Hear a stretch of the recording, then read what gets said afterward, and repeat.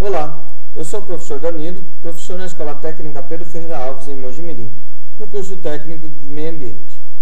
O tema da aula de hoje será escala. Sabemos que todo mapa constitui a representação gráfica de um espaço real em tamanho reduzido. A representação desse espaço, seja uma cidade, um estado, um país ou até mesmo um continente, exige que suas dimensões reais sejam reduzidas para caber em uma folha de papel. Essa redução se expressa por meio da escala.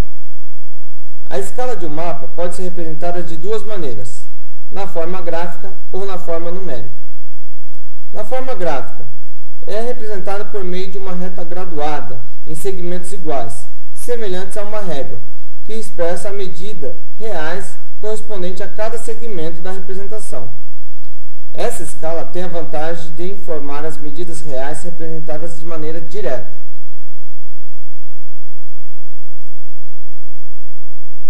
A escala pode ser obtida da seguinte maneira: E é igual ao D maiúsculo dividido por D minúsculo, em que E é igual à escala, D é a distância do terreno em metros, D minúsculo a distância no mapa em metros. Vamos entender um pouco mais. Calculando a escala. Neste desenho, vemos que a representação gráfica equivale a 6 km. Ajustando uma régua ao início da representação gráfica, vemos que 6 km no terreno equivalem a 3 cm no mapa. Dessa forma, para obter a escala, temos que proceder à conta. E é igual. Vamos converter 6 km para a unidade de metros, 6.000 metros. Do mesmo modo, vamos converter 3 centímetros para metros, 0,03 metros. Procedendo ao cálculo, temos que o resultado da escala é 200.000. A escala numérica, representada na forma de fração, onde se lê 1 sobre 200.000, e na forma de razão, aonde se lê 1 para 200.000. Os planisférios. A escala determina não apenas o tamanho da área representada em um mapa, como também a riqueza de detalhes na representação.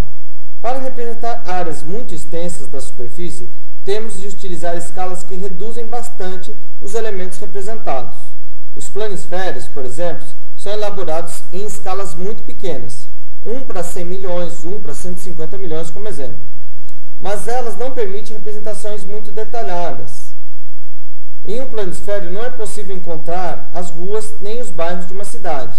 Em uma metrópole, pode se transformar em apenas um pequeno ponto. Nesta imagem, vemos que a representação de pequenas áreas deve utilizar escalas que não reduzem tanto o espaço representado. As plantas de uma cidade, por exemplo, são elaboradas em escalas grandes, 1 para 50.000, 1 para 100.000. Essas escalas permitem a representação de áreas com alto grau de detalhamento e pode mostrar até mesmo o traçado das ruas e dos bairros de uma cidade. A escala nominal. A escala, quanto maior, ela possuirá denominador menor, maior nível de detalhamento e representa um tamanho menor de terreno. A escala menor possui denominador maior, menor nível de detalhamento e representa um tamanho maior de terreno. A escala de 1 para 10.000 é maior do que a escala 1 para 100.000. Vamos entender um pouco mais. Comparação de mapas e escalas diferentes.